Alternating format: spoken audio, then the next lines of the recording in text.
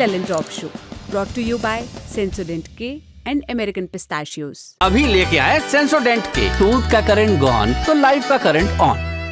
चुनाव में अब आरक्षण की भी सीधी एंट्री हो गई है और राष्ट्रीय स्वयंसेवक संघ की भी।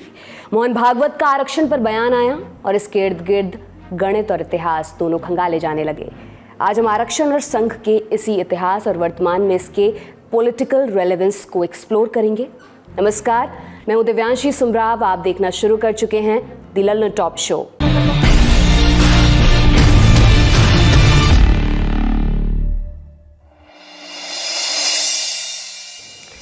सारी बात शुरू हुई आरएसएस के सर संघ चालक मोहन भागवत के आरक्षण पर दिए एक बयान से।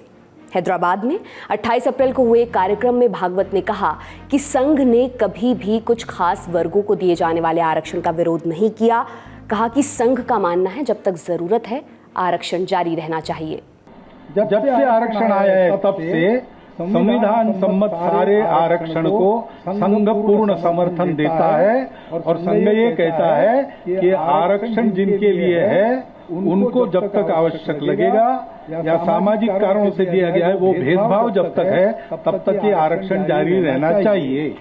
आरक्षण के मुद्दे की चुनाव में एंट्री कहां से हुई, क्यों भागवत को इस पर बयान देना पड़ा, सबसे पहले इसकी क्रोनोलॉजी समझ लेते हैं। पूर्व कांग्रेसी नेता प्रमोद कृष्णम का एक वीडियो सोशल मीडिया पर तेजी से शेयर होना शुरू हुआ। इसमें वो आरक्षण हटाने की बात करते दिख रहे थे। वीडियो वायरल होने के बाद प्रमोद कृष्णम ने कहा, ये वीडियो सितंबर 2023 का है जब मैं कांग्रेस में था, भाषण भी आधा है। अब कांग्रेस के मैनेजर इस पर ट्वीट कर रहे हैं, बयान दे रहे हैं, इसे अब का बता रहे हैं। दूसरी तरफ इसी वीडियो का रेफरेंस लेते हुए राहुल गांधी का भी बयान आ गया। उन्होंने सोशल मीडिया पर लिखा, भाजपा नेताओं और नरेंद्र मोदी के करीबियों के बयानों से साफ हो गया है कि उनका उद्देश्य संविधान बदलकर देश का लोकतंत्र तबाह कर देना है। वे दलितों, पिछड़ों, आदिवासियों का आरक्षण छीनकर देश चलाने में उनकी भागीदारी खत्म करना चाहते हैं। राहुल के इस बयान पर जवाब आया गृह मंत्री अमित शाह का। बोले, राहुल गांधी झूठ बोलकर लोगों को गुमराह कर रहे हैं। भाजपा की सरकार 10 साल से है, दोनों बार पूर्ण बहुमत की सरकार। अगर भाजपा की मंशा होती कि आरक्षण को खत्म करना है तो हो चुका होता। बयान के साथ अमित शाह का एक वीडियो भी आया, फेक वीडियो एडिट किया हुआ। इसमें अमित शाह SC ST और OBC के आरक्षण को खत्म करने की बात कहते दिख रहे हैं। ये वीडियो फेक निकला। वीडियो को लेकर एक शिकायत भाजपा ने और दूसरी गृह मंत्रालय ने की। दिल्ली पुलिस इस मामले में तेलंगाना के मुख्यमंत्री रेवंत रेड्डी से 1 मई को पूछताछ करेगी, क्योंकि उनके ट्विटर अकाउंट से भी इस वीडियो को शेयर किया गया था। इधर फेक वीडियो के मामले में पुलिस एक्टिव हुई, उधर आरक्षण के मुद्दे पर भाजपा एक्टिव हो गई और जनता के बीच जाकर आरक्षण पर अपना पक्ष रखना शुरू कर दिया। फिर इस मुद्दे पर आया मोहन भागवत का बयान, जो हमने आपको अभी शुरुआत में सुनाया। मोहन भागवत जब भी आरक्षण पर कुछ कहते हैं तो उसकी चर्चा होती है।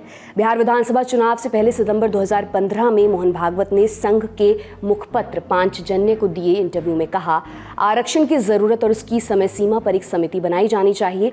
आरक्षण पर राजनीति हो रही है, इसका दुरुपयोग हो रहा है। इसे देखते हुए आरक्षण पर फिर से विचार करने की जरूरत है। इस बयान पर विवाद हुआ तो संघ को सफाई देनी पड़ी थी कि वो आरक्षण के विरोध में नहीं है। कई जानकारों ने बिहार विधानसभा में भारतीय जनता पार्टी की हार की कई वजहों में से एक भागवत के बयान को भी माना था। 8 साल बाद सितंबर 2023 में एक बार फिर भागवत ने आरक्षण पर संघ की मंशा स्पष्ट करने का प्रयास किया। कहा, जब तक हम समानता प्रदान नहीं करते तब तक कुछ विशेष उपाय करने होंगे और आरक्षण उनमें से एक है। इसीलिए हम संविधान में दिए गए आरक्षण को पूरा समर्थन देते हैं। उन्होंने कहा था कि समाज में भेदभाव मौजूद है, भले ही वह दिखता ना हो। या 2015 वाले बयान का ही डैमेज कंट्रोल मोहन भागवत और संघ अभी तक कर रहे हैं? हमने पूछा जानकारों से। मेरा कहना है कि जब भी कोई इस तरह के कंफ्यूजन होते हैं, कंफ्यूजन चाहे जिन कारणों से भी हुआ हो, 2015 में हुआ या कभी हुआ, तो उसका क्लैरिफिकेशन अगर आता है किसी की तरफ से और क्लैरिफिकेशन जो मोहन भागवत जी ने दिया है वो एक तरह से उसके बाद वो समाप्त हो जाना चाहिए। वो कंफ्यूजन रहना नहीं चाहिए, क्योंकि उन्होंने बहुत क्लियरली, बहुत साफ साफ और कई बार कहा है, एक बार नहीं कई बार कहा है इस चीज को कि आरक्षण जहां भी, जब तक समाज में भेदभाव है तब तक आरक्षण रहेगा और संघ उसके पक्ष में है। जैसा मैंने उनके बयानों को सुना है और उसके पहले भी जो संघ के और जो पदाधिकारी, सेकंड नंबर पदाधिकारी दत्तात्रेय हंसबोले, उन्होंने भी बहुत ही क्लियरली, बहुत साफ शब्दों में इन बातों को कहा है तो मुझे नहीं लगता कि इसके बाद कोई कंफ्यूजन पब्लिक स्फीयर में रहना चाहिए। देखिए 2015 में आरएसएस के जो सरसंघचालक हैं मोहन भागवत, उनका जो बयान था आरक्षण को लेकर, वो एक गुप्त बैठक में गोरखपुर में दिया गया था। उसके बाद एक हिंदी के दैनिक अखबार ने का रिपोर्ट किया और उसके बाद बिहार चुनाव में जो है इस पूरे बयान को लेकर आरजेडी के जो अध्यक्ष हैं लालू प्रसाद यादव, उन्होंने इसका भरपूर फायदा उठाया चुनाव में और बीजेपी को मोहन भागवत के उस बयान का नुकसान उठाना पड़ा था। लेकिन मुझे लगता है कि उस बयान के बाद से कभी भी आरएसएस के जो सरसंघचालक हैं उन्होंने आरक्षण के खिलाफ कोई बात नहीं की। उन्होंने ये कहा कि आरक्षण जो है वो कानूनी रूप से जो दिया गया है बाबा साहब अम्बेडकर के जरिए संविधान के अंदर नियमों के तहत, वो जारी रहेगा। संघ का 2015 वाला बयान आपने जाना, तब से अब तक इस पर जो बयान आए वो भी आपने जाने। अब जानिए आरक्षण पर संघ का इतिहास क्या रहा है, उनका लंबे समय से इस पर क्या रुख रहा है। मोहन भागवत के 2023 वाले जिस बयान का अभी हमने जिक्र किया, इसके बाद बीबीसी से बात करते हुए पत्रकार और पॉलिटिकल एनालिस्ट नलन वर्मा ने कहा था कि संघ के लगभग 100 साल के इतिहास में पहली बार है जब इनके किसी सर्वोच्च नेता ने कहा है कि आरक्षण बरकरार रहना चाहिए। सिलसिलेवार पीछे चलें तो 2017 में आरएसएस के तत्कालीन प्रचार प्रमुख मनमोहन वैद्य ने आरक्षण को जारी रखने का विरोध किया था। कहा था कि आरक्षण समानता के सिद्धांत के खिलाफ है, जो पिछड़े हैं उन्हें मौके दीजिए, आरक्षण नहीं। विनय सीतापति की एक किताब है जुगलबंदी, इसमें वीपी सिंह सरकार की ओर से मंडल आयोग की सिफारिशों को लागू करने के ऐलान का जिक्र करते हुए लिखा गया है कि संघ ने ऑर्गेनाइजर में लिखा था कि वीपी सिंह समाज के मंडलकरण के माध्यम से हिंदुओं को अगड़ी पिछड़ी और हरिजन जातियों के आधार पर बांटना चाहते हैं। किताब में आगे लिखा कि मंडल की घोषणा के 19 दिन बाद 26 अगस्त 1990 को आरएसएस ने अयोध्या में एक बैठक बुलाई। बैठक में फैसला लिया गया कि मंदिर निर्माण का काम शुरू करने की दिशा में बढ़ा जाएगा और विहिप के अनुष्ठान के लिए समर्थन जुटाया जाएगा। मंडल की घोषणा ना होती तो वो बैठक भी शायद नहीं होती।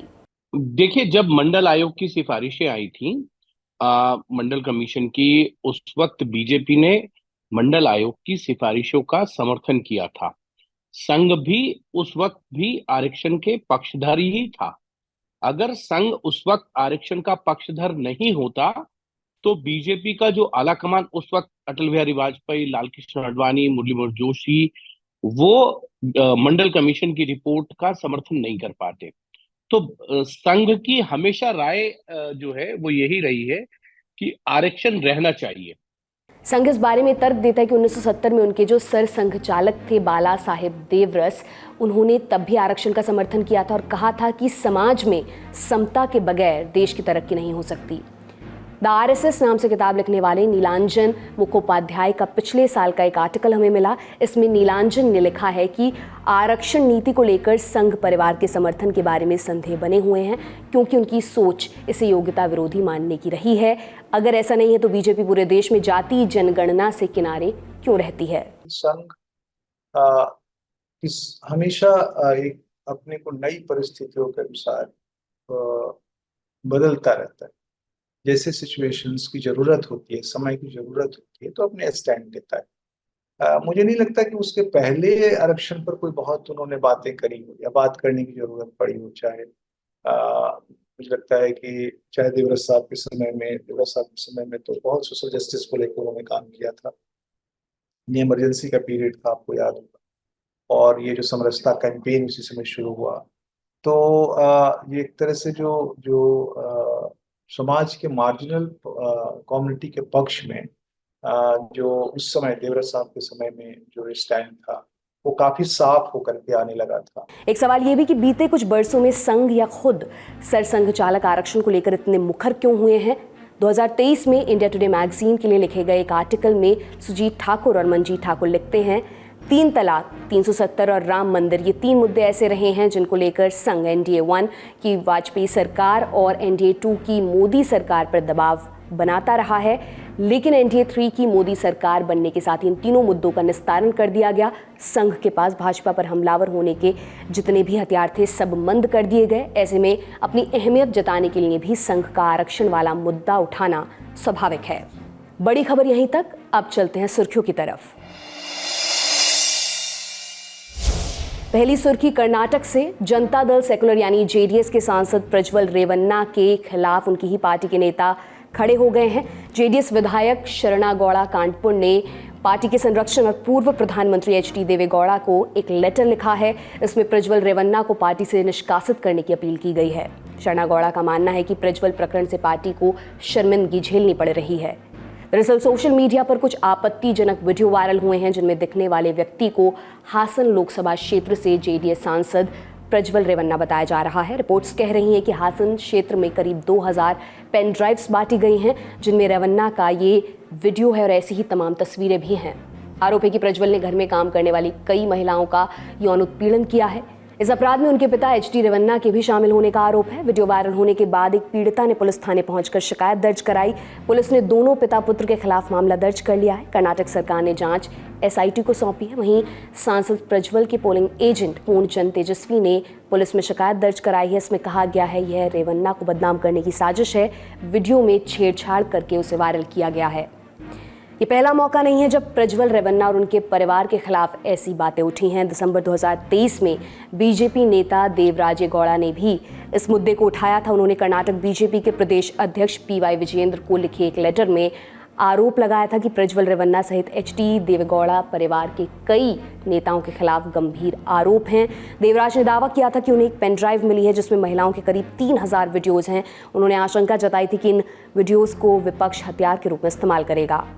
अब सवाल है, क्या कर्नाटक में जेडीएस के सहयोगी दल के रूप में बीजेपी इन आरोपों के बाद क्या रुख अपनाती है? दोनों पार्टियों के गठबंधन का क्या होगा? इस बारे में हमने इंडिया टुडे से जुड़े कर्नाटक के रिपोर्टर सगाई राज से बात की।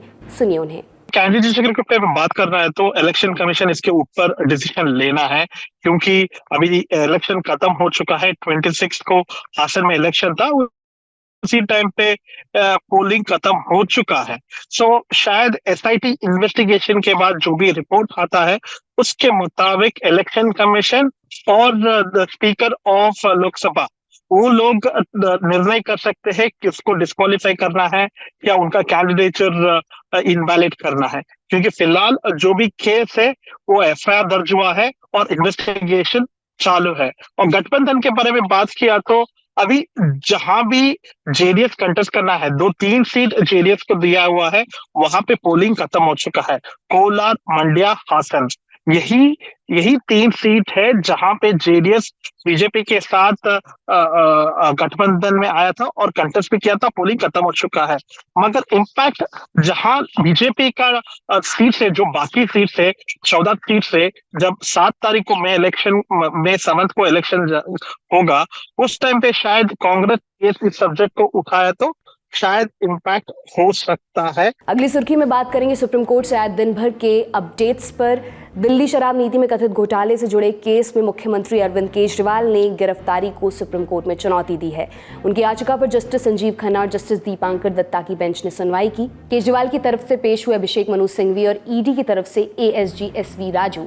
बेंच ने केजरीवाल के वकील से 2 बड़े सवाल किए। पहला सवाल, आप गिरफ्तारी और रिमांड के खिलाफ हैं, आपने जमानत के लिए आवेदन क्यों नहीं किया? इस पर सिंघवी ने कहा कि गिरफ्तारी अवैध है, इसलिए ईडी के वकील एसवी राजू ने कहा इन्होंने तो पिछली कस्टडी का भी विरोध नहीं किया था। दूसरा सवाल जो सुप्रीम कोर्ट ने केजरीवाल के पक्ष से किया वो ये कि आपको नोटिस भेजे गए तो आपने नज़रअंदाज क्यों किए? अब इस मसले पर 30 अप्रैल को सुनवाई होगी। आपको रिमाइंड करा दें, इससे पहले केजरीवाल ने ईडी की गिरफ्तारी को दिल्ली हाईकोर्ट में चुनौती दी थी, लेकिन वहां उनकी याचिका खारिज हो गई थी। हाईकोर्ट ने गिरफ्तारी को वैध बताया था। सुप्रीम कोर्ट में आज उठे दूसरे मामले की बात कर लेते हैं। बंगाल शिक्षक भर्ती घोटाले वाला मामला। 22 अप्रैल को कलकत्ता हाईकोर्ट ने 24,000 से अधिक शिक्षकों की नियुक्ति कहते हुए रद्द कर दी थी कि भर्ती प्रक्रिया में तमाम गड़बड़ियां पाई गई हैं। भर्ती रद्द करने के इस फैसले को रोकने की मांग सुप्रीम कोर्ट में की गई है। इस पर फैसला आना बाकी है, लेकिन सुप्रीम कोर्ट ने सरकारी अधिकारियों के खिलाफ सीबीआई जांच पर रोक लगा दी है। चीफ जस्टिस डीवाई चंद्रचूड़ ने यह भी पूछा कि 24-25 हज़ार नियुक्तियों में से क्या उन नियुक्तियों को अलग किया जा सकता है जो सही थी। इस मामले की अगली सुनवाई 6 मई को होगी। बंगाल के टीचर भर्ती वाले मामले को हमने लल्लन टॉप शो में विस्तार से कवर किया, उसका लिंक आपको डिस्क्रिप्शन बॉक्स में मिल जाएगा। एक अन्य हियरिंग में सुप्रीम कोर्ट ने संदेश खाली मामले की सीबीआई जांच का विरोध करने पर पश्चिम बंगाल सरकार को फटकार लगाई है। जस्टिस बीआर गवई और जस्टिस संदीप मेहता की बेंच ने सीबीआई जांच का निर्देश देने वाले हाईकोर्ट के आदेश पर कोई रोक लगाने से इनकार कर दिया और पूछा, राज्य सरकार किसी एक व्यक्ति के हितों की रक्षा के लिए सर्वोच्च न्यायालय कैसे आ सकती है। एक अपडेट दिल्ली हाईकोर्ट से भी है। हाईकोर्ट ने प्रधानमंत्री नरेंद्र मोदी पर 6 साल के चुनावी बैन की मांग वाली याचिका खारिज कर दी है। याचिका लगाई थी वकील आनंद एस जोंधले ने। उन्होंने आरोप लगाया था कि प्रधानमंत्री मोदी ने आचार संहिता का उल्लंघन किया है और धर्म के नाम पर वोट मांगे हैं। कोर्ट ने कहा कि याचिकाकर्ता का मानना है आचार संहिता का उल्लंघन हुआ, लेकिन हमारे लिए चुनाव आयोग को किसी शिकायत पर कोई विशेष निर्देश देना सही नहीं है। कोर्ट ने कहा कि इस शिकायत पर चुनाव आयोग ही कार्रवाई करेगा। अब जानते हैं लोकसभा चुनाव से जुड़ी दिन भर की अपडेट्स। कांग्रेस महासचिव प्रियंका गांधी ने कर्नाटक के सेदम में भाषण देते हुए प्रधानमंत्री नरेंद्र मोदी पर निशाना साधा। हासन से सांसद और जेडीएस के उम्मीदवार प्रज्वल रेवन्ना की कथित वीडियो को लेकर प्रियंका गांधी ने प्रधानमंत्री मोदी पर गंभीर सवाल उठाए। कहा कि जब वो अपनी बेटी से मिलने विदेश जाती हैं तो गृहमंत्री और प्रधानमंत्री तक को पता चल जाता है, लेकिन रेवन्ना देश छोड़कर चले गए और उन्हें इसकी भनक तक नहीं लगी। ऐसा कैसे? मैं उनसे पूछना चाहती हूँ कि आज कर्नाटका में एक बहुत बड़ी बात निकली है कि उनके साथ जो मंच पे खड़े थे, जिनके लिए मोदी जी ने वोट मांगा, उन्होंने हजारों महिलाओं के साथ दुष्कर्म किया, हजारों महिलाओं के साथ। मैं पूछना चाहती हूँ मोदी जी क्या कहते हैं इसके बारे में, क्या कहते हैं हमारे प्रधानमंत्री इसके बारे में, हमारे गृह मंत्री क्या कहते हैं इसके बारे में। कुछ समय पहले 3 दिनों के लिए मैं अपनी बेटी से मिलने गई।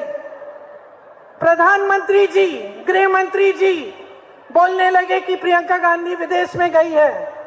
जहां मैं जाती हूं इनको पता चल जाता है, जहां विपक्ष के नेता जाते हैं इनको पता चल जाता है, लेकिन इस तरह का अपराधी, इस तरह का राक्षस इस देश को छोड़ के चले जाता है और इनको पता नहीं चलता। हम कैसे यकीन कर सकते हैं इस बात पर?